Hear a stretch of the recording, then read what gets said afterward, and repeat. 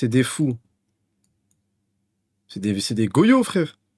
Et c'est des fous, ils sont hmak, c'est trop des fous. C'est des goyots, voilà. Appelle une escorte, frérot. Me dis pas frérot, toi. Ce que vous avez sous les yeux, c'est un temple mormon. Les gars, la vidéo, je m'attends à rien. Hein. Si elle est hachée, je la saute. Hein. Un édifice religieux impressionnant dont la taille peut aller jusqu'à 70 mètres de haut est surmonté par une grande statue en or représentant un ange en train de jouer de la trompette. C'est le bâtiment le plus important de la religion mormone car c'est dans les temples que s'accomplissent les célébrations qui permettent aux fidèles de se rapprocher de Dieu et de préparer leur salut dans l'au-delà. Bon, et maintenant que vous savez ça... Mais c'est une branche, de base, c'est des chrétiens les mormons. Faut que ou rien à voir. je vous montre quelque chose. Disons qu'un point rouge représente un temple mormon quelque part dans le monde. Un point orange représente un temple en cours de construction et un point vert représente un temple annoncé qui sera construit dans les années à venir. Alors maintenant, on prend une carte et on regarde le nombre de temples mormons dans le monde en 1960. La plupart sont aux États-Unis, quelques-uns dans d'autres pays, mais rien de très impressionnant. Maintenant, faisons un petit bond dans le temps jusqu'en 1990. Ok, le nombre de temples mormons a bien augmenté et commence à y en avoir un peu partout dans le monde. Mais maintenant, regardons un petit peu ce qu'il s'est passé depuis 1990. En même temps, les gars, quand Ryan Gosling est mormon, tu m'étonnes que ça pète après. Tu m'étonnes qu'il n'y a que des points rouges partout. Oui, et c'est extrêmement impressionnant. Et je vous avoue que quand j'ai découvert cette carte, j'ai été un peu surpris. Je connaissais vaguement la religion mormone de nom, et pour moi c'était une sorte de mouvement religieux un peu marginal et présent principalement aux États-Unis. Mais force est de constater que si effectivement ce fut le cas pendant de nombreuses décennies, aujourd'hui la donne a changé. Les Mormons sont plus de 17 millions, présents aux quatre coins de la planète, et surtout ils construisent des temples à une vitesse stratosphérique. Ils sont également extrêmement fortunés, puisqu'avec une richesse totale avoisinant les 300 milliards de dollars, l'église mormone est considérée comme étant l'organisation religieuse la plus riche du monde. Mais alors, comment une religion née il y a moins de 200 ans et dont les fidèles ont pendant longtemps été persécutés fait-elle pour s'implanter partout dans le monde? Pourquoi ce mouvement dont on n'entend presque jamais parler est en fait bien plus puissant que ce qu'on pourrait imaginer? Et surtout, comment l'église mormone a-t-elle fait pour devenir l'organisation religieuse la plus riche du monde? Ok, faut juste que je vous fasse un petit disclaimer avant que la vidéo ne commence. Aujourd'hui, on parle de religion, et plus particulièrement d'une religion assez clivante, considérée encore par pas mal de monde comme étant une secte. Mais je tiens à vous le dire tout de suite, cette vidéo n'est pas à but théologique, et je suis pas là pour juger les croyances ou débattre de la foi de chacun. Mon objectif... T'inquiète pas mon cochon, je vais le faire à ta place, balance la sauce. Ici, c'est juste... T'inquiète pas, on est 2000 à regarder, on va le faire à ta place, t'inquiète pas. Juste de comprendre comment une organisation religieuse, l'église mormone, est devenue l'un des mouvements les plus riches et puissants du monde. Rien de plus, rien de moins. J'espère donc que vous comprenez cette démarche, que c'est bien clair pour vous, et je vous invite quand même à rester respectueux dans l'espace commentaire. Merci d'avance, j'en profite pour vous rappeler de vous abonner à ma newsletter Arcos, et on est parti pour parler de l'ascension du mouvement mormon.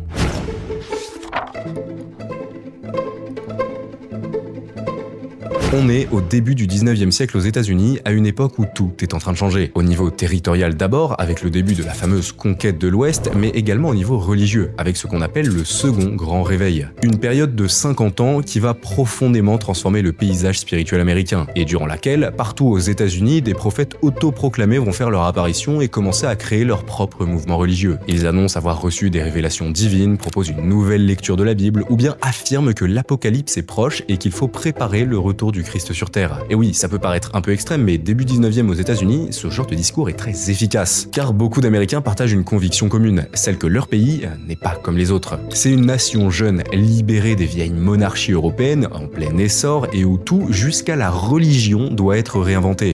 Mais normalement, tu crées une religion dans... Tu sais, comme les Vikings, ils ont créé quand leur religion? Tout ce qui était en délire d'Asgard. Oh, 1800 quand même. Les dogmes traditionnels Tu peux plus créer une religion comme ça en 1800. sont donc Vas-y, à l'époque, en 400 avant Jésus-Christ, remis en question. à l'époque des Grecs, je peux comprendre. Mais là, en 1800, wesh, les gars, ça y est déjà. Tu peux pas créer une religion et en même temps avoir un pétard en main, frère. Tu peux pas arriver et te dire, ouais, j'ai eu la révélation, alors que tout le monde est sous revolver, tout le monde est sous magnum, frère. De nouvelles églises émergent et chacun ensemble. est encouragé à chercher sa propre voie vers Dieu.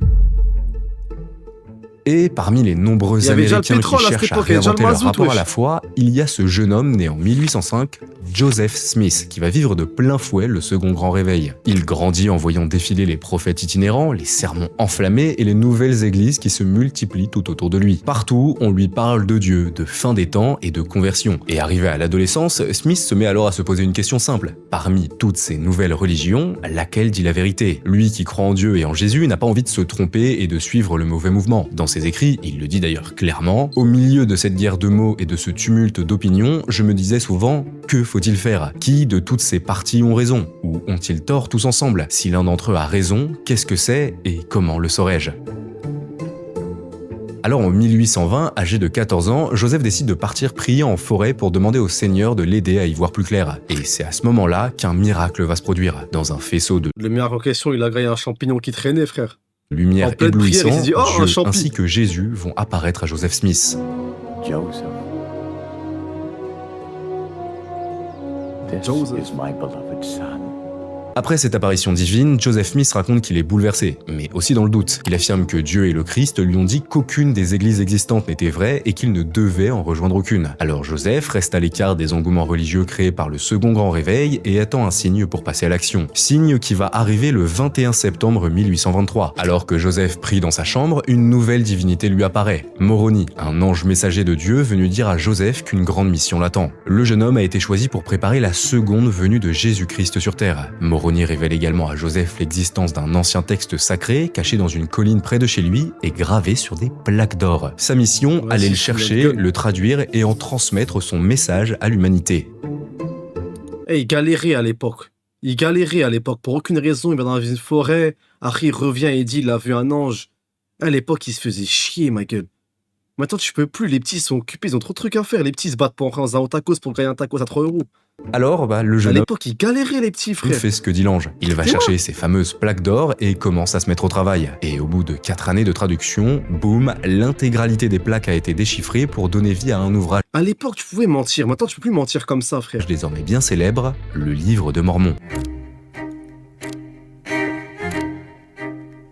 Alors je vais pas rentrer dans les détails de tout ce qu'il est écrit dans le Livre de Mormon, parce qu'encore une fois, c'est pas une vidéo à but théologique. Mais voici quand même un résumé très rapide. En moins 600, un prophète juif nommé Léhi fuit Jérusalem avec sa famille juste avant sa destruction par les Babyloniens. Guidé par Dieu, il traverse l'océan Pacifique et s'installe en Amérique où leurs descendants fondent 2 peuples distincts, les Néphites et les Lamanites. Le Livre de Mormon raconte ensuite plus de 1000 ans d'affrontements religieux, politiques et militaires entre ces 2 peuples. Et surtout, il affirme qu'après sa résurrection, Jésus est apparu en Amérique pour enseigner son évangile aux Néphites. Ce qui explique d'ailleurs pourquoi chez les Mormons, on peut voir ce genre de tableau avec Jésus qui prêche chez des Amérindiens.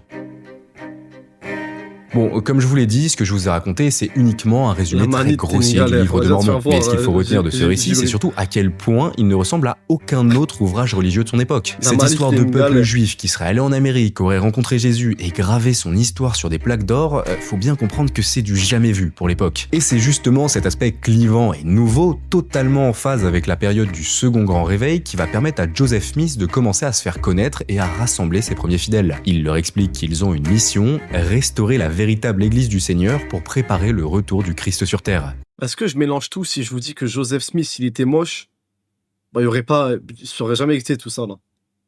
Je sais pas à quoi il ressemblait, Joseph Smith, hein. Mais s'il serait chum, la tête, il y aurait pas de mormon. C'est bon ou pas? En 1830, Bellec, il y aurait Mormon Sport, mais il y aurait pas de mormon, frère. Joseph donne même un nom officiel à son mouvement, l'Église de Jésus-Christ des Saints. T'es mal, là, les En deux, là. 1830, reste de commencer à T'es mal, ces deux coquines, là. se faire connaître et à rassembler ses Là, il peut dire ce qu'il veut, Joseph Smith, hein. premiers fidèles. Il leur explique qu'ils ont une mission, restaurer la véritable Église du Seigneur pour préparer le retour du Christ sur terre. En 1830, Joseph donne même un nom officiel à son mouvement, l'Église de Jésus-Christ des Saints des Derniers Jours, plus communément appelée l'Église mormone. Sion Sion, wesh. On est le 27 janvier 1977 à Lima, au Pérou. Ce jour-là, Bruce McConkie, l'un des hauts dirigeants de l'Église de Jésus-Christ des Saints des Derniers Jours, prononce un discours dans lequel il dit ceci. Le lieu de rassemblement des Péruviens est le Pérou, des Boliviens en Bolivie, des Coréens en Corée, et ainsi de suite à toutes les extrémités de la Terre. Construisez Sion, mais construisez-la dans la région où Dieu vous a donné naissance et nationalité. Ce discours est très important, car il confirme une tendance qui se dessinait depuis quelques années. Désormais, les Mormons ne doivent plus rester aux États-Unis, mais s'implanter dans le monde entier. Mais ok, attendez 2 minutes. On est peut-être allé un peu trop vite, et probablement que vous n'avez pas bien compris le discours de Bruce McConkie, notamment quand il dit « construisez Sion, mais construisez-la dans la région où Dieu vous a donné naissance et nationalité ». Parce qu'en fait, c'est quoi Sion? Eh bien, pour comprendre tout ça, on doit retourner près de 200 ans en arrière pour retrouver notre désormais prophète, Joseph. Il me tue le chat. Ça a dit Sion. Il y a un mec qui l'a entendu sioniste, l'autre il a pensé à un champion de League of Legends. Il y en a un, il a dit wesh, c'est ma ville, wesh. Smith. Il y a un frérot suisse dans le chat, wesh, c'est ma ville là. C'est ma ville là. Vous vous souvenez? Pitié, mais les rediffs gratuites. Elles sont déjà Mais gratuites. il vient de créer son mouvement religieux, le livre de À part Mormon les radios. commence à se diffuser un peu partout aux États-Unis, et Joseph explique à ses fidèles leur mission, restaurer la véritable Église du Christ. Et pour cela, le prophète affirme qu'ils doivent construire Sion, une ville sainte, sorte de nouvelle Jérusalem chargée d'accueillir Jésus-Christ lorsqu'il reviendra sur Terre. Le prophète présente même les plans de Sion que lui aurait directement remis le Seigneur et explique que cette ville doit être construite à Independence, dans le Missouri. Après, le Joseph Smith, il est arrivé avec des idées, hein. Oui, Il est arrivé sous plan de jeu, stratégie, il est pas arrivé en golemon. Il est pas arrivé en crétin, ouais, j'ai vu un ange, donnez-moi des sous. Donnez-moi des sous pour l'église. le Missouri Il est arrivé avec des trucs et tout. serait le lieu choisi pour préparer la seconde venue du Christ. Normal, ça l'a suivi. Tout- Il galérait à cette époque, Pourquoi il pas? suivait Sauf n'importe que qui. ce que Joseph Smith n'avait pas forcément anticipé, c'est que les habitants du Missouri et d'Independence vont pas du tout voir d'un bon œil la création d'une ville sacrée mormone sur leur territoire. Avant même que le prophète et ses fidèles puissent construire Sion, ils seront persécutés. Et en Je sais pas 1838, c'est qui le est gouverneur titulaire, de les l'État, Lilburn Boggs, émet même un décret dans lequel il appelle à, je cite, l'extermination de tous les Mormons du Missouri. Non mais là, pause. Vraiment pause. Le mec qui a créé la religion terre les Vikings, là. Quand il a dit qu'il y avait un serpent monde qui allait dévorer le monde et qui allait avoir le Ragnarok, c'est un bateau créé avec les ongles des défunts. Wesh. Comment tu sors ce mensonge et d'un coup je le raconte aux gens? Non mais ça, vraiment. Il était sous doré. Mais arrête frère. Mon daron quand il était sous doré, il rentrait chez moi, il me tapait, c'est tout. Mais il dit de la dé de ouf. Moi, mon daron il inventait pas des trucs de fou comme ça frère. Non ça, en dehors de la blague là. Comment t'arrives à faire croire ça aux gens? Comment t'arrives à faire croire Arès, le dieu de la guerre, toutes les conneries de Romains, de Grecs et tout? S'ensuivra alors un très long exode pour les Mormons. Ne pouvant pas rester au Missouri, Smith décide d'emmener ses fidèles dans l'Illinois pour fonder Nauvoo, une ville théocratique pensée pour être la nouvelle Sion en attendant de pouvoir retourner à Independence. Mais les gars, arrêtez de me dire le crack ou je sais pas quoi. Les craquettes, je les côtoie. Les craquettes, ils toquent à ta vitre, ils te demandent des sepieds, wesh. Ils ont pas d'inspi, les Sauf craquettes. que là encore, Les craquettes, ils ont juste des pouvoirs. Ils peuvent faire des trucs de ouf. Genre jongler avec un ballon et une paille, faire un salto d'un... Ils ont des pouvoirs de ouf, les craquettes. la Mais c'est pas de l'inspi qu'ils ont, frère. situation va pas tarder à empirer, car à nouveau, On y va Joseph ailleurs. Smith concentre tous les pouvoirs, religieux, politiques et même militaires. Il crée une milice, impose ses lois et commence à introduire de nouvelles doctrines dans l'église des saints des derniers jours, notamment la polygamie. En 1844, Joseph se présente même à l'élection présidentielle américaine, et quelques mois plus tard, une crise interne éclate et le prophète est arrêté par les autorités de l'Illinois. Il est jeté en prison et avant qu'il ait pu être jugé, il sera assassiné par une foule en colère. Je suis sûr que c'est l'assassinat qui lui a donné grave du buzz. Mais la mort de Joseph Smith ne signifie pas pour autant la fin du mouvement mormon. Non, à ce moment-là, l'église Ah, compte ça a déjà dû lui plusieurs donner du dizaines de buzz. milliers de membres et une autre personne est simplement choisie pour prendre la tête de l'organisation Des religieuse et édits en noir et devenir le blanc nouveau prophète. dans Il le s'agit de journal. cet homme, Brigham Young, qui, une fois à la tête de l'église, décide immédiatement de quitter Nauvoo, de prendre la route direction l'ouest du pays pour pouvoir fonder une nouvelle ville théocratique où les mormons pourront vivre en paix et préparer le retour du Christ. Et après plusieurs mois de périple, Young et ses fidèles finissent par s'établir ici, autour du Grand Lac Salé pour fonder une nouvelle Sion, Salt Lake City. En quelques années seulement, grâce à leur foi inébranlable et à une discipline quasi militaire, les Mormons transforment ce désert aride en une ville florissante. Salt Lake City devient officiellement le fief de l'église mormone, la ville théologique parfaite, la Sion tant attendue. Enfin pour les Mormons, construire Sion n'est qu'une étape. Une fois cela fait, il faut désormais rassembler tous les membres de l'église à Salt Lake City et convertir le maximum de personnes possible pour préparer le retour du Christ. Et pour ça, les Mormons ont une stratégie simple mais efficace, l'envoi massif de missionnaires. Partout aux États-Unis, mais aussi en Europe, des jeunes mormons partent prêcher, faire du porte-à-porte et distribuer le livre de Mormon. Chaque nouveau converti est encouragé à rejoindre Salt Lake c'est le City, numéro qui à tout t'appelle, quitter ça. pour aller à Sion. Un certain nombre de mesures sont d'ailleurs mises en place comme le Perpetual Emigration Fund, une sorte de programme économique qui finançait le voyage des nouveaux convertis jusqu'à Salt Lake City et ses alentours. Est-ce que ça vous étonne si je vous dis qu'il a pas fallu très longtemps avant que les ennuis ne recommencent pour les Mormons? Non, parce que le gouvernement américain, lui, ça va pas du tout lui plaire, cette histoire de Sion et de rassemblement de milliers de Mormons au beau milieu de son territoire. Il va craindre que Brigham Young et ses fidèles créent une sorte d'état théologique gouverné par l'église mormone et qui échappe à l'autorité politique des États-Unis. Et puis, il faut dire que pour rien vous cacher, cette histoire de polygamie commence à sérieusement poser problème. Aux yeux des Américains, c'est une pratique immorale, barbare, et qui va fortement jouer un rôle dans la marginalisation des Mormons au sein de la société. Au fur Vas-y, les gars, spaghetti la photo qu'ils ont mis pour montrer un homme polygame.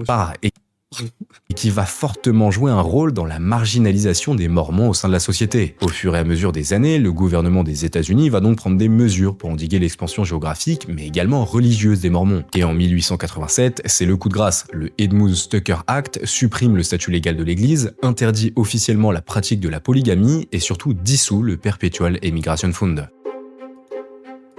Vous vous doutez qu'après la publication de ce texte de loi, c'est pas la grande forme chez les Mormons. Ils sont vus comme les parias de la société, leur église n'a même plus d'existence légale et avec la disparition de leurs fonds, ils peuvent même plus payer le voyage des nouveaux convertis vers Salt Lake City. Et c'est à ce moment-là que le nouveau dirigeant de l'église, Wilford Woodruff, décide de prendre les choses en main. Comprenant que le mouvement mormon tout entier était menacé de disparition, il va en 1890 publier un manifeste dans lequel il annonce que désormais, l'église abandonne la polygamie. Woodruff justifie cette décision en expliquant qu'il a reçu une révélation divine qui lui a expliqué qu'il fallait mettre un terme au mariage plural. Et encore une fois, on n'est pas là pour débattre de la véracité de ses propos, mais ce qui est sûr, c'est que cette révélation divine, elle tombe à pic. Car en abandonnant officiellement la polygamie, l'église mormone va enfin avoir la paix avec le gouvernement américain, qui va, suite à la publication du manifeste, Je suis désolé, mais c'est trop marrant.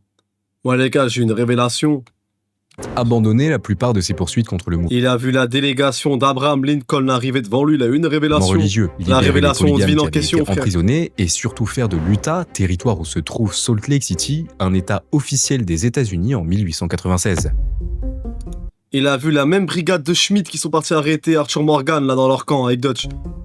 Mais nous, Quelle ce est qui une nous intéresse révélation dans toute divine. cette époque de grands changements, c'est les répercussions que ça va avoir sur Sion. Et cette idée que tous les Mormons devaient se rassembler en un seul et même endroit. Car bon, à la fin du 19e, lorsque l'Utah est officiellement créé, l'Église peut plus vraiment faire venir comme elle le veut des milliers de fidèles sur son territoire. Et puis surtout financièrement parlant, les Mormons sont sur un fil et ne peuvent pas accueillir tout le monde. C'est pour ça qu'après la création de l'Utah et durant toute la première moitié du 20e, l'Église mormon va pas chercher à convertir Il un a vu maximum qu'il de est dans le- personnes et à les faire venir à Sion. Non, les Mormons vont plutôt se faire discrets, mieux se structurer et surtout s'intégrer doucement mais sûrement dans la société américaine. Bien sûr, quelques temples sont construits et des conversions ont lieu, mais on est très loin de la grande époque de Joseph Smith et Brigham Young qui voulaient construire un état théologique et convertir le monde entier. Du moins, ça, c'est jusqu'à la fin de la Seconde Guerre mondiale. Car après 45, les Mormons relancent la machine Ouais, je sais et pas ce entrent dans mouvement une normal. nouvelle période de croissance rapide. Sous la présidence de David McKay, l'église voit notamment son nombre de fidèles presque tripler en 20 ans et construit ses premiers temples Non, c'est toi, le fidèle de l'église mormone. Comment t'arrives à avoir des statistiques en 1840 là? C'est. Pour moi, des statistiques et tout, on prend en compte qu'après 40. Hein. Non mais les gars, moi tout ce qui est statistique, je suis désolé. Hein. Mais dans des périodes comme 1920, 1910, à quel moment ils font des statistiques à ces moments-là? en Europe, Je prends en considération que celle de 1960. Pour moi, c'est du pipeau. Ouais, c'est trop là. Après, tu me diras, les USA, c'était pas comme impliqué. à Londres et à Berne. mais Mais c'est sûr, parce que Combien à la triplé fin en 20 ans et 2 construit millions 900. ses premiers temples en Europe, comme à 2 Londres et à 900 Berne. Mais c'est surtout avec l'arrivée d'un homme à sa présidence, Spencer Kimball, que l'église mormone va réellement changer de dimension. My dear brothers and Tu crois qu'ils savaient pas faire des savaient pas écrire en 1940, faire des signatures? En fait, tout ce qui est statistique, du coup, je le relie à la sociologie. J'ai l'impression que la sociologie, ça arrivait dès qu'il y a eu de la couleur dans les écrans. sisters, J'arrive pas à imaginer les mecs du 19e siècle recensés et tout, faire des the stats. work is not J'arrive pas à imaginer les mecs du 19e siècle faire des recensements pour comparer, pour voir des statistiques et tout. Et ce que je dis, c'est con, parce que les anciens hommes, c'était des génies aussi. C'était très organisé, très fort. the Lord has made Mais it voilà, c'est comme ça dans ma tête. very clear. Go ye into all the world. The time is at hand to go. Spencer Kimball devient président de l'Église de Jésus-Christ des Saints des Derniers Jours en décembre 1973. Et dès son arrivée au pouvoir, il entreprend de transformer son organisation en une religion véritablement internationale. Pour cela, il va notamment faire 3 grands changements qu'on va noter juste ici. Le premier, c'est tout simplement d'augmenter massivement le nombre de missionnaires mormons à travers le monde. Vous savez, ces jeunes fidèles qui font du porte-à-porte pour vous donner le livre de Mormon et vous convaincre de vous convertir. Eh bien, c'est grâce à Spencer Kimball que leur nombre va exploser. Le dirigeant voulait qu'il y ait des missionnaires absolument partout dans le monde et c'est d'ailleurs pour ça qu'aujourd'hui, ils sont plus de 60 000 à parcourir le globe pour prêcher la parole mormone. Il serait près de 60 000 à parcourir la planète. On les retrouve en Asie, en Afrique, en Amérique du Sud. C'est quand qu'on parle de l'aspect Et même en financier, là. France. Le second changement que va opérer Spencer Kimball et qui nous intéresse, c'est la redéfinition du concept de Sion. Car comme je vous l'ai dit, fin 19e, début 20e, la doctrine du rassemblement de tous les Mormons du monde en un seul et même endroit avait plus ou moins été abandonnée. Et quand Kimball devient président, ce qu'il va faire, c'est redéfinir la notion de Sion afin qu'elle concorde avec son plan d'expansion mondiale. Désormais, Sion ne serait plus un endroit physique aux États-Unis où tous les Mormons devraient se réunir, mais plutôt un concept spirituel et organisationnel, où les fidèles vivent selon les directives de l'Église. Chaque pays, chaque ville, chaque endroit du monde peut désormais devenir Sion. Et ce changement peut paraître minime, mais il est crucial pour l'expansion internationale des Mormons. Désormais, un fidèle qui vit en France par exemple ne se sentira pas en marge de sa religion. Il peut faire sa vie dans son pays, construire son propre Sion et être spirituellement sur un pied d'égalité avec un Mormon de Salt Lake City. Et ce qui nous ramène donc finalement à ce fameux discours de 1977 où Bruce McConkie encourage les Mormons étrangers à fonder Sion là où Dieu leur a donné naissance et citoyenneté. Le troisième et dernier grand changement que va opérer Spencer Kimball et qui est d'ailleurs directement relié aux 2 précédents concerne la place des personnes noires au sein de l'Église de Jésus-Christ des Saints des Derniers Jours. Car oui, quand Kimball devient président, les Noirs mormons n'ont pas les mêmes droits religieux que les autres. Ils ne peuvent notamment pas accéder à la prêtrise, ce qui, dans l'Église mormone, est extrêmement contraignant, car cela les exclut de nombreux rites importants dans les temples et les prive de toute fonction spirituelle réelle au sein de la communauté. Forcément, pour Spencer Kimball qui veut transformer son mouvement en Et comment tu rentres dedans dans une religion? Ah, vas-y. une religion internationale, Juste play. Comment tu rentres dedans quand on t'explique que... vas-y, cette vas-y. exclusion des personnes noires est assez gênante. Déjà, ça fait plutôt une mauvaise pub pour les Mormons, et surtout ça empêche l'Église de s'implanter correctement dans certaines régions du monde, notamment en Afrique et en Amérique du Sud. C'est pour ça qu'en 1978, le président de l'Église annonce avoir reçu une révélation divine de la part de Jésus-Christ, qui lui aurait Vas-y, c'est quoi comme on voit la révélation divine? Encore, à chaque fois qu'il faut s'adapter au monde actuel, ils ont une révélation divine. Là, il a vu Choupa qui était tendance, il a dit c'est bon, on les accepte, c'est quoi? expliqué que désormais, les Noirs devaient avoir les mêmes droits que les autres au sein de l'Église mormone. Véritable signe de Dieu ou simple stratégie pour accompagner l'expansion mondiale de l'Église, encore une fois, on n'est pas là pour débattre, mais ce qui est sûr, c'est que cette révélation divine Et ils sont remplis de DLC, les est arrivée frangins. à point nommé. Car combinez-la avec l'envoi massif de missionnaires et le fait que Sion peut être établi partout, et vous obtenez la recette parfaite d'une religion prête à s'implanter partout dans le monde.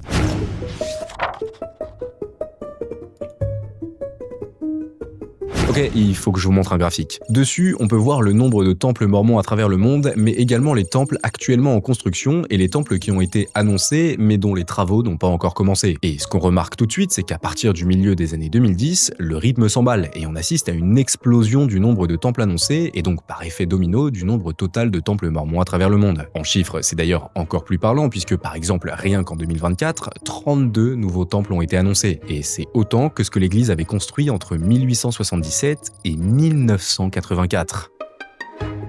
Mais alors, comment expliquer ça, et notamment cette espèce d'accélération croissante du nombre de temples mormons à travers le monde? Pour comprendre tout ça, on doit reparler de Spencer Kimball. C'est grâce à lui que les mormons ont commencé à s'implanter un peu partout dans le monde, notamment par l'internationalisation du concept de Sion. Ce sera un grand succès, la stratégie de Kimball permettra de convertir énormément de monde, et d'ailleurs, à cette époque, beaucoup pensaient que dans les décennies à venir, le mormonisme serait la prochaine religion mondiale. En 1984, le sociologue Rodney Stark publie d'ailleurs un article très détaillé dans lequel il explique Mormonisme, première religion mondiale, il y a de la concu, hein. Il y a de la concu, mon frangin. qu'au vu de la stratégie C'est pour ça que je pouvais même pas... Je crois que les Mormons, ils peuvent même pas ken. Il faut avoir une nouvelle révélation, là, les gars, je crois, hein. d'expansion Ah, il en faudra, hein. Première religion mondiale. Des- Et les hindous, ils sont là, quand même, hein. Ils sont pas mal, les mormons hindous. combinés à leur Déjà, même, haut taux de Oui, il faudra vaincre beaucoup de... fertilité. Il en faudra des Leur Mormons. nombre devrait atteindre 35 millions dans le monde en 2020 et 265 millions d'ici 2080. 265 millions, on est quand même 2 milliards les musulmans. Oui, c'est énorme, et c'est surtout beaucoup plus qu'aujourd'hui. Car en réalité, ce que Rodney Stark n'avait pas anticipé, c'est que malgré l'expansion des Mormons sous Kimball, le mouvement religieux était toujours assez mal vu de la plupart des gens. On parle souvent de l'église comme d'une secte, on évoque encore les histoires de polygamie du 19e et l'histoire de Joseph Faudra avoir une nouvelle révélation pour la polygamie si vous voulez passer première religion. Smith et ses plaques d'or laissent beaucoup trop de gens sceptiques. C'est pour ça qu'en réalité, après la mort de Spencer Kimball, le taux de croissance revenir annuel sur la des mise à jour, Mormons là. va commencer à doucement décliner. Dans les années 80, mais surtout 90, il va passer de 6-7% à 5%, puis 4%, Ouah, le buzz dans les années 92. Il s'est passé quoi en 92 pour qu'il puis se baisse 3%. Parallèlement, le pourcentage de mouvements actifs et pratiquants au sein de l'Église va également diminuer, et les dirigeants vont alors essayer de tout faire pour relancer la dynamique et donner un nouveau souffle au mouvement. Tout d'abord, Ezra Benson, président de l'Église après Spencer Kimball, qui en 1988 va notamment déclarer ceci. Now, my good saints, we have a great work to perform in a very short time. dans un délai très court. We must flood the earth with the Book of Mormon and get out from under God's Faut engager des clippers. condemnation for having treated it lightly. Mais surtout Gordon Hinckley, président de l'Église entre 1995 et 2008, qui va lancer une grande politique de construction de temples à travers le monde pour relancer la croissance du mouvement. Je vous rappelle juste, le temple c'est littéralement l'endroit le plus sacré pour les Mormons, dans lequel tous les rites les plus importants, notamment celui du mariage, sont célébrés. On ne peut pas vivre pleinement sa foi en tant que Mormon si on ne va pas au temple. En quelques années seulement, sous la présidence d'Hinckley mais aussi de son successeur Thomas Monson, des dizaines de nouveaux temples vont donc être construits à travers le monde dans l'espoir de relancer la croissance du nombre de conversions chaque année. Mais cela ne suffira pas. Inexorablement, d'année en année, de moins en moins de personnes décident de se convertir au mormonisme. Il fallait impérativement réussir à inverser la tendance. Et c'est alors que début 2018, il s'est passé ça. 2 days ago, as Brother Christofferson has said, all of the living apostles Tous les met in the apôtres upper se sont room of the réunis. Salt Lake Temple. There they made a On remet la polygamie à jour. unanimous decision, first, to reorganize the first No. presidency now, and second, that I serve as president of the church. Le 14 rien à janvier voir. 2018, Russell C'est le Nelson, gros alors zoo. âgé de 93 ans, devient le nouveau président et prophète de l'Église de Jésus-Christ des Saints des Derniers Jours. Et le moins qu'on puisse dire, c'est qu'il est bien déterminé à faire rentrer l'Église dans une nouvelle ère d'expansion mondiale. Our Lui, il est ambitieux.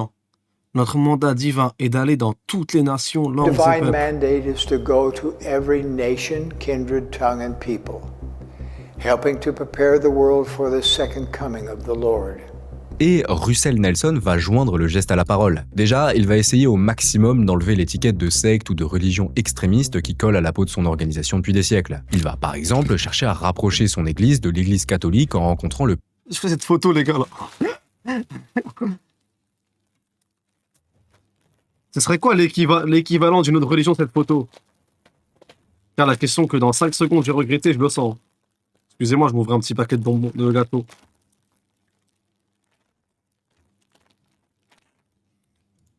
pape François en 2019. Nelson va aussi donner plus de place aux femmes au sein du mouvement, en leur permettant d'accéder à davantage de responsabilités et à occuper des postes jusque-là occupés que par des hommes. Et surtout, pour redorer l'image de son mouvement, le nouveau président va prendre une décision radicale, imposer un changement de nom. Alors que le terme mormon était largement utilisé, y compris par les fidèles eux-mêmes, Russell Nelson, lui, insiste pour qu'on utilise exclusivement le nom officiel, l'Église de Jésus-Christ des Saints des Derniers Jours. Some weeks ago, I released a statement regarding a court L'Église de Jésus-Christ des Saints des Derniers Jours. Alors les gars, je suis pas un expert en religion, mais je pense que c'est une très bonne décision.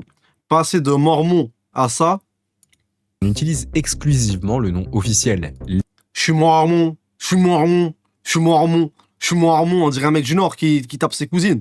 L'Église de Jésus-Christ des Saints Je suis de l'église de Jésus des Des saints derniers des jours. derniers jours. Tu vois là, le mec, il est plus fier, t'as vu? T'es fier.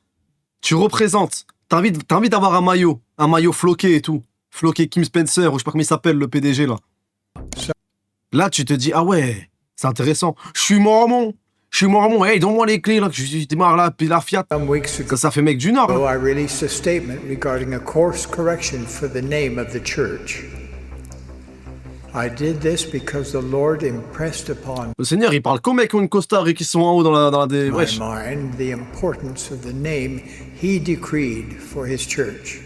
D'ailleurs, toujours dans cette idée de lisser l'image des Mormons, Nelson va en 2020 changer le logo de l'organisation. Car oui, Wow. l'église a un logo qui, jusqu'en 2020, ressemblait à ça et a désormais été complètement changé pour Ah mais ouais.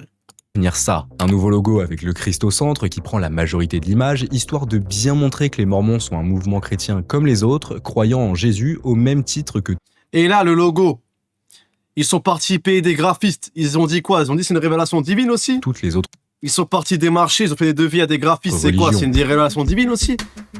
Mais surtout, là où Russell Nelson va vraiment se Il m'a parlé, je l'ai entendu. Il m'a dit va sur Canva. démarquer de ses prédécesseurs, c'est concernant la construction des temples. Car, ok, oui, depuis des décennies, comme on l'a vu, pour relancer la croissance de l'église, les dirigeants mormons avaient lancé des grands projets de construction à travers le monde. Mais avec l'arrivée de Nelson à la tête de l'organisation, on passe encore un nouveau cap. Tenez, reprenons le graphique que je vous ai montré Il m'a parlé. Il m'a dit de faire une collab avec Fortnite. il y a quelques minutes. Cette espèce d'envolée parabolique Pour que vous attirer voyez la là, jeunesse. eh ben, c'est le moment où Nelson devient président de l'église. À partir de là, il lance un programme de construction de temples jamais vu dans l'histoire du mouvement. Plus de 200 temples annoncés en moins de 8 ans. C'est juste colossal. Et ça reflète un grand changement de stratégie de la part de Russell Nelson. Car jusque-là, notamment sous Spencer Kimball et Gordon Huckley, l'église construisait des temples là où elle avait beaucoup de fidèles pour leur permettre de pratiquer leur religion correctement. Mais sous Nelson, la stratégie a évolué. Désormais, l'église s'implante même dans les endroits où elle compte très peu de fidèles. L'idée, c'est plus d'attendre qu'il y ait assez de monde pour bâtir un temple, mais de poser un temple pour justement faire venir du monde. C'est pour ça que, par exemple, des temples ont été annoncés dans des endroits où l'organisation ne compte que très peu de fidèles, comme la Russie, la Chine ou les Émirats Arabes Unis. C'est quand même un exploit qu'il y a eu. Les Émirats Arabes Unis, ils abusent. Ils veulent plaire à tout le monde, frère. Wesh, wesh, un temple mormon aux Émirats Arabes Unis. Mais arrêtez de déconner, les gars. Non, mais les gars, s'il vous plaît. Oui, ça fait beaucoup. On peut donc légitimement se demander, est-ce que cette méthode marche? Est-ce que Russell Nelson a réussi là où ses prédécesseurs ont échoué et a réussi à faire repartir à la hausse le taux de croissance de l'église? Eh bien, assez difficile à dire. D'un point de vue purement mathématique, non. Il semblerait que les pourcentages annuels de convertis continuent à stagner ou diminuer d'année en année. Mais ça ne veut pas dire pour autant que la stratégie de Nelson est forcément un échec. Il faudra sûrement des Les Émirats Arabes Unis, ils en ont marre. À chaque fois, ils passent devant l'ONU, à chaque fois, ils passent devant les grands conseils, les sommets avec tout plein de présidents. À chaque fois, ça leur dit 1000 choses aux Arabes. Ouais, chez vous, il y a ci, il y a ça. À la fin, ils abusent de tout. Ils abusent de la laïcité. Et c'est quoi ce temple-là, dans l'eau, là? C'est quel temple, ça, encore, là? années pour voir les effets réels des mesures Non, mais Smahi, le temple aux Émirats Arabes Unis. Ils en ont marre, les rebeux, à chaque fois. Les Arabes, à chaque fois, ils vont à l'ONU, ça leur dit, ouais, vous abusez. Mais on a fait un temple mormon, on a tout fait. prises lors de sa présidence et surtout voir si le fait de construire des temples un peu partout dans le monde permet effectivement de convertir plus de fidèles. Et en dehors de ça, il y a de l'espoir pour les Mormons, notamment car dans certaines régions du monde, notamment en Afrique et en Amérique du Sud, le nombre de convertis augmente de manière exponentielle d'année en année. Mais surtout car l'église de Jésus-Christ des Saints des Derniers Jours possède une dernière carte dans sa manche qu'elle n'a pas encore jouée, quelque chose qui pourrait faire basculer son avenir et effectivement lui permettre de réussir sa mission de convertir le monde entier. Et ce quelque chose, c'est de l'argent. Des montagnes d'argent.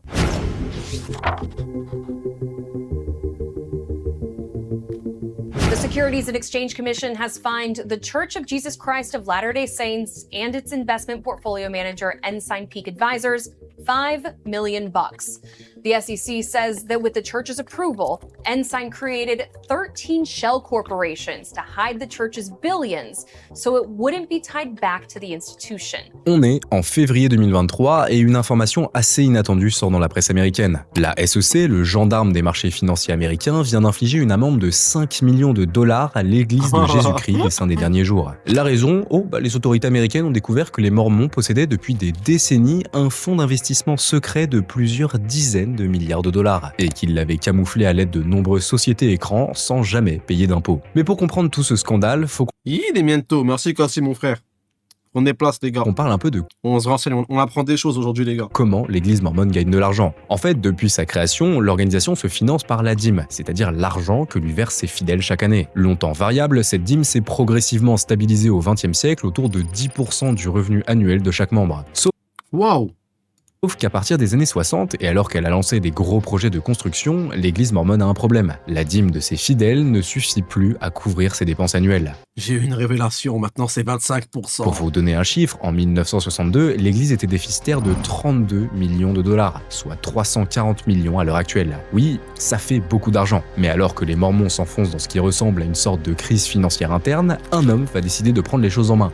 Nathan Eldon Tanner, un Canadien devenu conseiller du président de l'église en 63 et qui va réussir en quelques années seulement à remettre les finances de l'organisation sur les rails, à tel point qu'il gagnera même un surnom assez évocateur, le magicien financier moderne de l'église. Bon, en réalité, ce qu'a fait Tanner n'est pas forcément magique en soi. Le conseiller a simplement procédé à une refonte en profondeur des finances mormones en décritant 2 règles importantes à absolument respecter. Premièrement, l'église ne doit juste jamais dépenser plus que ce qu'elle ne gagne. Et deuxièmement, chaque année, l'église doit mettre de côté une partie de la dîme de ses fidèles pour créer une réserve financière. Cet argent... Non mais Smahli, tu vas me dire que depuis le début de la création de l'église des 5 derniers jours, je sais pas quoi, ces 2 règles-là, il a fallu 100 ans avant qu'elle arrive, cette règle. L'église doit mettre de côté une partie de Les gars, on nique pas plus que ce qu'on a, et on met de côté la dîme de ses fidèles pour créer une réserve financière. Cet argent ne sera pas juste mis dans un coffre-fort ou laissé à la banque, mais sera investi, que ce soit en bourse ou en obligations d'État, afin de le faire fructifier. C'est simple, n'est-ce pas? Et pourtant, ça va redoutablement bien marcher. En quelques années seulement, l'église mormone n'est plus déficitaire, et sous la présidence de Spencer Kimball, elle peut alors commencer sa fameuse expansion internationale de manière sereine. Sauf que ce que personne n'avait forcément anticipé, c'est que rapidement, l'espèce de trésorerie secrète de l'église va prendre de l'ampleur. Beaucoup trop d'ampleur. Dès la fin des années 70, elle dépasse déjà le milliard de dollars et en 97, alors qu'elle dépasse les 7 milliards, les dirigeants de l'église vont prendre une décision radicale. Afin de gérer mieux cette trésorerie et de bien la structurer, ils vont Mais les gars, je sais pas, il y a des pays africains qui sont plus pauvres que les Mormons, là. créer un fonds d'investissement. Ensign Peak Advisor. 7 milliards, c'est du sérieux, les gars. Sauf qu'il y a 2 énormes problèmes Les gars, c'est 8 milliards, tu rachètes le... Je crois que tu rachètes Djibouti, je crois. avec Ensign Peak Advisor. Le premier, c'est tout simplement que le fonds ne va pas respecter certaines règles boursières américaines, notamment tout ce qui concerne les obligations de transparence. Pour être incognito et investir en bourse sans se faire remarquer, les gérants d'Ensign Peak vont créer plein de petites sociétés. Les Mormons, ils vont pas racheter la France. On est endetté à combien, la France? Ils veulent pas nous racheter, les Mormons? Des écrans. Comme ça a évité à l'église de révéler l'existence de son fonds d'investissement au régulateur financier Elle a combien, la dette française, là? américain, mais également Des milliers de milliards. Ouais, mais comment on en est arrivé à là? Mais on a acheté quoi? Mais les gars, vous imaginez, on explique à un petit de 7 ans que la France, elle est endettée de milliards comme ça. On va lui dire quoi? Imaginez les questions d'un petit. Mais on a acheté quoi avec c'est fidèle. 330 Ce qui nous milliers de amène milliards? au deuxième gros problème On d'Ensign a acheté quoi avec 3000 milliards? Personne au sein de l'église mormone, à part les hauts dirigeants, n'était au courant de son existence. Et ça, c'est quand même assez problématique quand on sait que ce fonds est alimenté financièrement par la dîme des fidèles, qui scrupuleusement Beaucoup de chaque bonbons. année donnent 10% Oui, oui. de leurs revenus à l'église sans se douter qu'ils alimentent indirectement Mais c'est qui a 3000 milliards et qui a tout dépensé, papa? Mais les gars, non mais, au Moyen-Âge, quand les gueux, ils nettoyaient la merde de leur âne et d'un coup ils levaient leur tête, ils voyaient Notre-Dame de Paris. Quand les gueux, je sais pas, ils levaient la tête et d'un coup, je sais pas, ils voyaient un Colisée géant. Je peux comprendre qu'on est en... Tu peux dire, ah oui, il y a eu 3 milliards, il y a 3 milliards qui a été dépensés. gigantesque Là, Smehli, moi, quand je lève la tête et quand je la baisse, c'est la même merde. fonds d'investissement. Parce que ça Forcément, part, bon cette sang. situation ne pouvait pas durer indéfiniment. Et 3000 milliards, j'ai même pas 3000 milliards de viewers. Mec, il sait pas comment utiliser la blague, il dit n'importe En quoi. il mélange 2019, tout. David Nielsen, un des employés d'Ensign Peak, choqué devant le manque de transparence de l'église vis-à-vis des fidèles, décide de tout balancer à la justice. Il contacte l'IRS, l'agence fédérale chargée de collecter les impôts, pour leur envoyer un dossier dans lequel il détaille point par point comment l'église mormone, via Ensign Peak, aurait sciemment enfreint les règles fiscales des États-Unis. Nielsen va même jusqu'à révéler le montant exact géré par le fonds, plus de 100 milliards de dollars. Forcément, vous doutez que quand les révélations de Nielsen vont fuiter dans la presse, elles vont faire du bruit. beaucoup de bruit. Imaginez juste, on parle des Mormons, une religion considérée par beaucoup comme une secte qui gère un fonds d'investissement secret de plus de 100 milliards de dollars. Le tout dans la plus grande opacité. C'est assez croustillant comme sujet, on est d'accord. Mais au-delà de l'aspect sensationnel, les révélations de Nielsen vont avoir des vraies répercussions sur l'église mormone. Au niveau financier d'abord, car les autorités américaines vont investiguer en profondeur sur Ensign Peak et sur son fonctionnement opaque. Elles vont notamment reprocher à l'église d'avoir cherché à dissimuler l'existence de son fonds à l'aide de sociétés écrans et vont remettre en cause le statut fiscal de l'organisation religieuse. Car oui, si vous ne le saviez pas, l'église de Jésus-Christ des Saints des Derniers Jours ne paye pas d'impôt sur ses revenus puisque c'est censé être une entité à but non lucratif. Or, Ensign Peak Advisor, on va pas se le cacher, agit comme un fonds d'investissement classique de Wall Street et ne redistribue pas ses revenus à des œuvres caritatives. Est-il donc normal qu'il soit exonéré de taxes et d'impôts? Surtout que, cerise sur le gâteau, David Nielsen, le lanceur d'alerte, va révéler que durant les années 2000, l'église avait utilisé l'argent de son fonds pour financer 2 projets à but lucratif. Le refinancement de la Les gars, je suis désolé, mais je pense au fait que tout ça, c'est venu d'un mec dans une forêt, il a dit il a vu un ange, il a tout entendu. compagnie d'assurance Beneficial Life, mais surtout la construction de City Creek Center, un gigantesque centre commercial à Salt Lake City de 83 000 m² qui a coûté 1,4 milliard de dollars à l'église. Look, I'm not an expert on charities, but I've been J'ai fait suffisamment d'expérience. around the block enough to know that charitable organizations can't bail out for-profit Que les organisations caritatives ne peuvent pas renflouer des entreprises à but lucratif. Ah, c'est ça le businesses ZTE. and maintain their charitable status. And so when they gave Ah, c'est pour ça il a sucé Booba. this money to bail out a for-profit venture, what was your reaction? What are we doing? Like, how is this okay? Bien évidemment, l'église mormone va se défendre, et les hauts dirigeants vont expliquer que Ensign Peak Advisor n'était qu'une grosse réserve financière de l'église et absolument pas un fonds d'investissement qui devait être soumis aux lois fiscales américaines. There are critics who say this sounds an awful lot like an investment bank and they're not paying taxes. It's not an investment bank, it's the church's treasury, it's the church's cash management, it's the church's bank. Bon, autant vous dire que ces arguments tiendront pas forcément la route face aux autorités financières En tout cas, les Mormons peuvent être fiers d'avoir de bons dirigeants qui gèrent bien la trésorerie. américaines. Et Parce que franchement, avec les dons des Mormons, ils en ont fait des en sous. février 2023, la Ça SEC bosse a bien. donc condamné l'église mormone à payer une amende de 5 millions de dollars C'est sûr que sans taxes, sans conneries, c'est toujours mieux. pour avoir dissimulé pendant des décennies l'existence d'Ensign Peak Advisor. Et oui, ce montant paraît très faible, mais en réalité dans cette affaire, l'église a perdu bien plus que de l'argent. La confiance de ses fidèles. Car juste imaginez la réaction des milliers de mormons à travers le monde quand ils ont appris la nouvelle. Leur organisation, à qui ils faisaient confiance, à qui ils versaient leurs dîmes depuis des décennies, avait secrètement utilisé leur argent pour un fonds d'investissement de plus de 100 milliards de dollars. Bah, franchement, je serais fier de mes dirigeants. De l'argent qu'elle gardait bien au chaud, Il y a des mecs en Afrique, ils envoient des sous dans un pasteur, ils le revoient en Maybach. Ils le revoient en Merco. l'ayant utilisé uniquement à 2 Là, ils font les choses bien avec. but lucratif.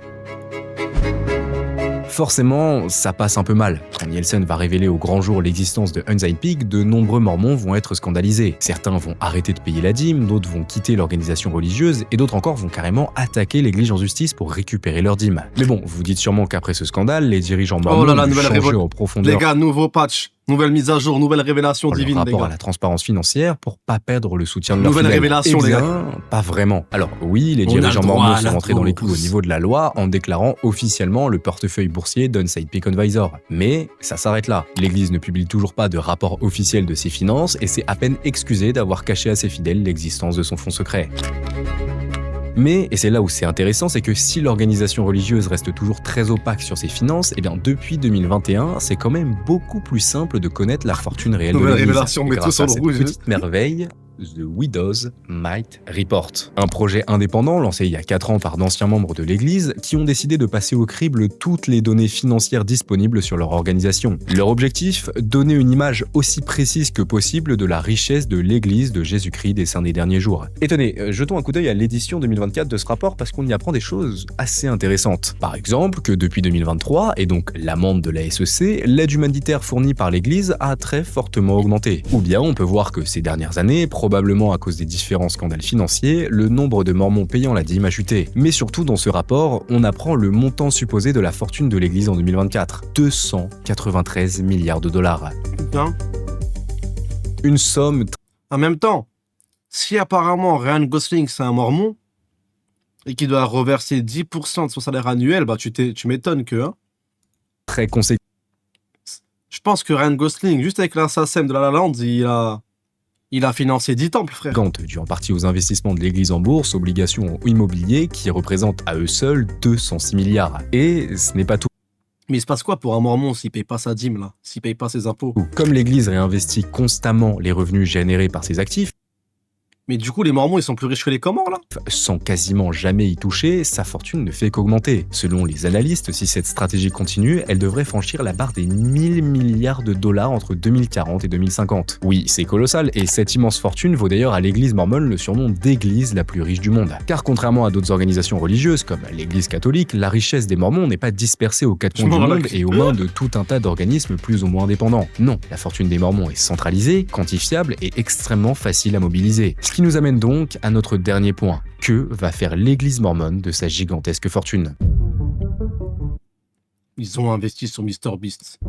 Eh bien, quand on interroge C'est eux les qui l'ont dirigeants envoyé, je mormons, suis c'est sûr. toujours la même rengaine. Un Zane Peak Advisor est une réserve de secours qui ne doit être utilisée qu'en cas d'urgence. Ce qui voudrait dire que, sauf situation exceptionnelle, les fonds de l'église continueraient pendant encore des décennies à prospérer pour dépasser les 300, 500, 1000, 2000 milliards de dollars. L'organisation poursuivrait bien sûr son expansion internationale, notamment en construisant de nombreux temples, mais n'utiliserait pas l'argent d'Unsigned Peak pour financer directement ses activités, préférant le laisser croître indéfiniment. Et d'ailleurs, cette explication tient la route puisque c'est littéralement ce que fait l'église depuis des décennies. Elle est autosuffisante financièrement grâce à la dîme et laisse ses activités prospérer sans jamais y toucher. Et j'aurais pu m'arrêter là, vous dire que wow, les Mormons sont l'église la plus riche du monde et que dans quelques décennies, son fonds d'investissement plus si secret sera plus important que le PIB de la plupart des pays du globe. Et je vous jure que j'avais commencé à écrire une conclusion dans ce style, mais en lisant The Widow's Might Report, je me suis rendu compte de quelque chose d'assez intéressant. Ça concerne cette ligne, juste ici, qui montre le surplus de la dîme qui a été injecté dans le fonds d'investissement de l'église en 2024. On parle de 100 millions de dollars. C'est beaucoup d'argent, mais c'est bien moins que les 700 millions de 2023 ou du quasi-milliard de 2022. Ce qui veut dire qu'en seulement 2 ans, le surplus de la dîme injecté dans le fonds d'investissement a été divisé par 10. Et en réalité, c'est plutôt logique, hein. Comme je vous l'ai dit, depuis l'explosion du scandale autour d'Unsigned Peak en 2019, l'Église a considérablement renforcé ses actions humanitaires. Ce qui est une bonne chose, mais ce qui veut dire qu'elle a de moins en moins de marge pour mettre de l'argent de côté. Et que si elle continue sur cette lancée, à donner toujours plus à l'humanitaire, elle sera bientôt obligée de piocher dans ses économies pour continuer à assurer son bon fonctionnement. C'est pour ça que, selon moi, dans les prochaines années, si l'Église mormone veut vraiment développer son action humanitaire tout en poursuivant son implantation à l'échelle mondiale, elle devra tôt ou tard commencer à puiser dans son énorme trésor. Bien sûr, tout ça reste une hypothèse, hein. Je suis pas devin et comme je vous l'ai dit, le Widow's Might Report fournit des estimations très précises, mais pas des chiffres officiels. Putain, je suis triste de la vidéo, frère. C'était une vidéo LinkedIn des Mormons.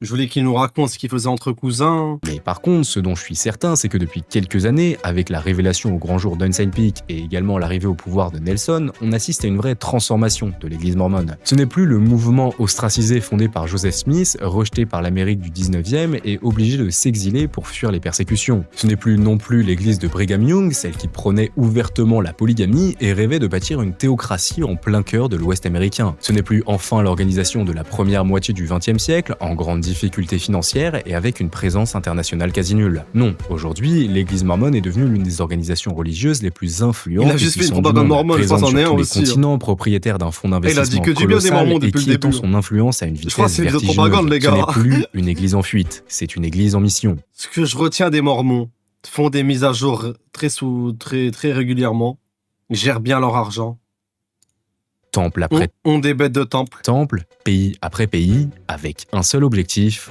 convertir le monde entier. Les Mormons gaspillent des sous dans l'aide humanitaire.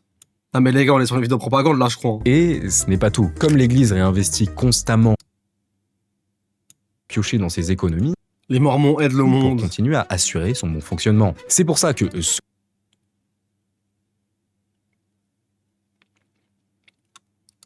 selon moi, dans les prochaines Exactement, années, ça, si peur, l'église frère. mormone veut vraiment développer son Sur le papier, c'est pas déconnant quand tu les...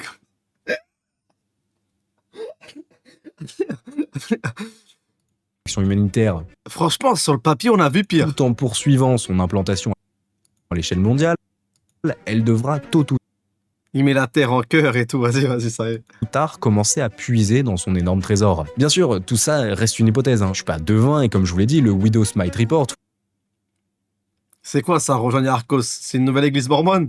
C'est un mormon. 17 millions de mormons à travers la planète, c'est énorme. fournit des estimations très précises, mais pas des chiffres officiels. Mais par contre, ce dont je suis certain, c'est que depuis quelques années, avec la révélation au grand jour d'Unsigned Peak et également l'arrivée au pouvoir de Nelson, on assiste à une vraie transformation de l'église mormone. Ce n'est plus On assiste à une vraie transformation de le Nelson. mouvement ostracisé On dirait qu'il est en train de le vivre, la transformation. Tout le monde s'en fout des mormons. fondé par Joseph C'est un mormon. C'est bon, conclusion, ce mec est un mormon. Ah, c'est les gars, dernière vidéo, c'est bon, on en